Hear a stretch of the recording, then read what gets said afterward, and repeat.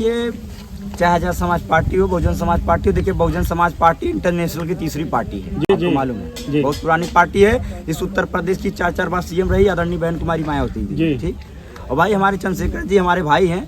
और भाई रहेगी बात, हम लोग किसी का विरोध नहीं करते। जो बहुजन समाज के हमारे जो आप लोग मूवमेंट चलाते हैं बहुजन को लेकर, तो ये कहाँ तक जायज़ है कि टुकड़ियों में बट के आप लोग बहुजन का नेतृत्व करते हैं?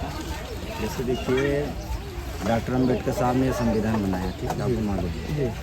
डॉक्टर अम्बेडकर साहब ने संविधान में यह लिखा है कि आप अपना संगठन बना सकते, ठीक।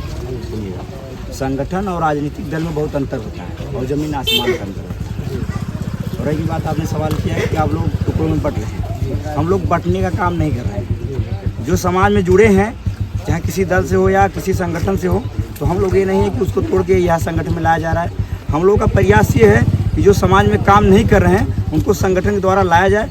समाज में कहीं शोषण हो रहा है या समाज में कहीं ऐसी घटनाएं हो रही है समाज प्रति, हम लोग इस समाज को आवाज़ उठाने का काम करें इस संगठन के द्वारा। क्योंकि ये बहुजन समाज के जो बड़े बड़े नेता हैं, इसमें जो है कमियां आ गई। इनके अंदर जो घमंड हो गया है, ये आवाम के लोग जो हैं, ये कमज़ोर लोग हैं, इनके साथ हमें नहीं जाना है। तो हमारा प्रयास, हम लोग तीसरा विकल्प बनने का काम नहीं कर रहे हैं। ये तीसरा कोई विकल्प नहीं, कोई राजनीतिक दल नहीं बनाया जाएगा। ये एक संगठन है, एक संगठन रहेगा। बस ये समाज की आवाज़ हम लोग बेबाक तरीके से उठाने का काम करेंगे। ऐसा ही संगठन कुछ दिनों पहले बनाए थे चंद्रशेखर आजाद रावण जी, इस समय उनकी पार्टी आसपास चल रही है।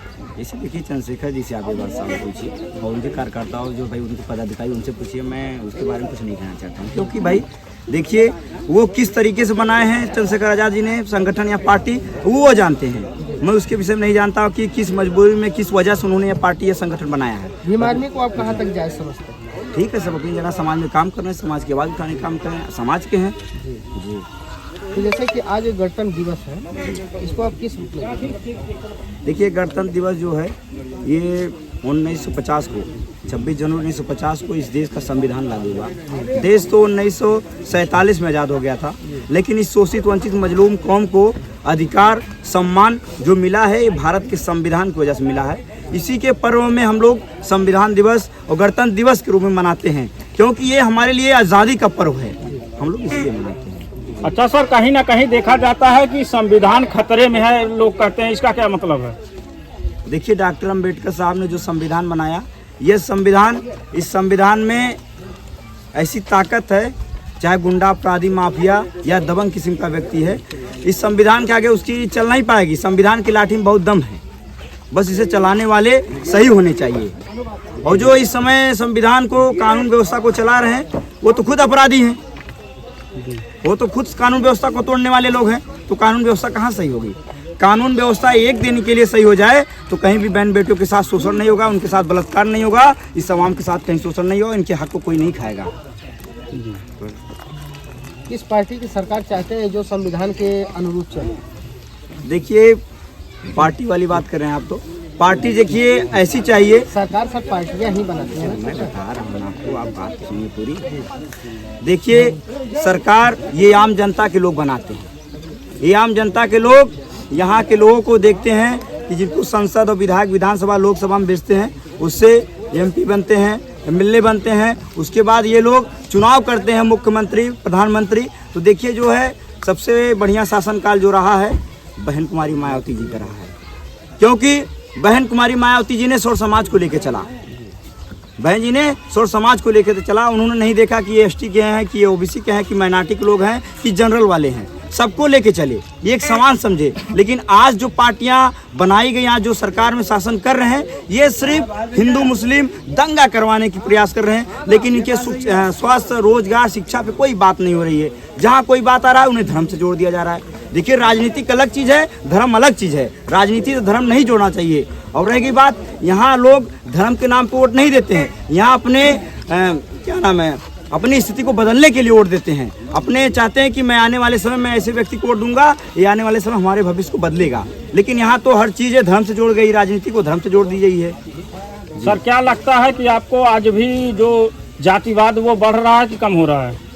क्या आपको नहीं मालूम, कल जो अभी 10-15 दिन पहले जौनपुर में घटना हो गई, जातिवाद से घटना हुई है ना, वो जी, ये परिवार के 2 लोगों की मृत्यु में हत्या कर दी गई। सर आखिर इसका कारण क्या है? कारण यही है कि देखिए अभी भी पहले क्या होता था, अभी मैं बताया ना वहाँ पे कि राजा का बेटा रानी के पेट से पैदा होता था। जी जी तो इस समाज के लोग राजा नहीं बन पाते थे। जी तो डॉक्टर अंबेडकर साहब ने हमें वोट का ताकत दी। जी जी उन्होंने वोट की ताकत इसलिए दिया कि ये लोग अपने लोगों में से राजा पैदा करेंगे, जी। ये राजा बनेंगे। जी। ठीक, तो गुंडा माफिया अपराधी बलात्कार करने वालों को ये लगा कि अब तो हम लोग राजा नहीं बन पाएंगे, जी। अब लोग इस आवाम को गुमराह करेंगे, दारू शराब पैसा रुपया पे इनकी ताकत लेकर फिर इनके ऊपर गुंडाई करेंगे। आज तो यही हो रहा है।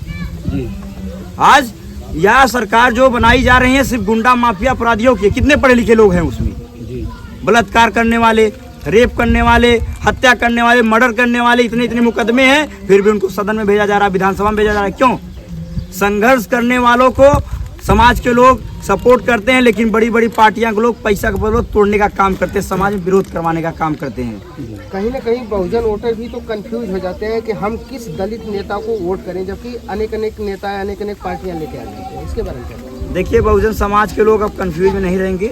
हम लोग प्रयास करेंगे पूरा और जी जान लगा देंगे इस समाज को हम लोग एक करने के लिए, क्योंकि हमारे जितने भी बहुजन समाज के नेता हैं, हम लोग प्रयास करेंगे सभी लोग एक मंच पे आएं, एक साथ आएं, ताकि आने वाले समय में इस ताकत को लेकर हम दिल्ली तक गुजरने का काम करें। सर, कहीं ना कहीं जैसे कुछ लोगों दलितों समुदाय में अगर देखा जाता है तो कहीं कहीं ना लोग कुछ ये कहते हैं कि अगर मान लीजिए बहुजन और आज़ाद पार्टी अगर एक हो जाए तो बहुजनों का क्या जलवा होगा, तो इसके बारे में क्या कहना है?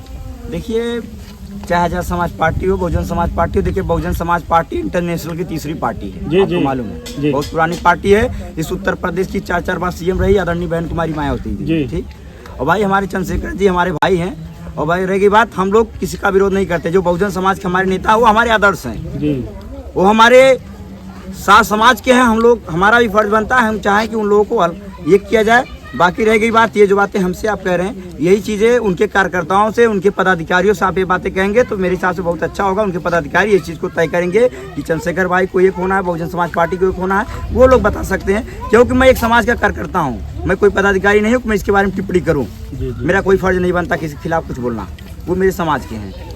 तो सर, अच्छा एक चीज़ ये बताइए कि जो हमारे दर्शक हमारे न्यूज़ के माध्यम से, यूट्यूब चैनल के माध्यम से देख रहे हैं, तो उन दर्शकों के बारे में आप क्या कहना चाहते हैं?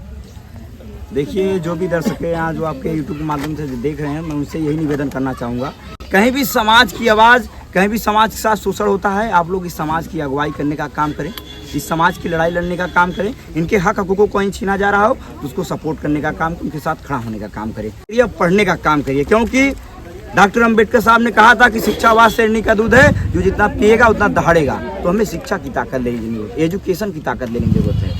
जी, बहुत बहुत धन्यवाद सर।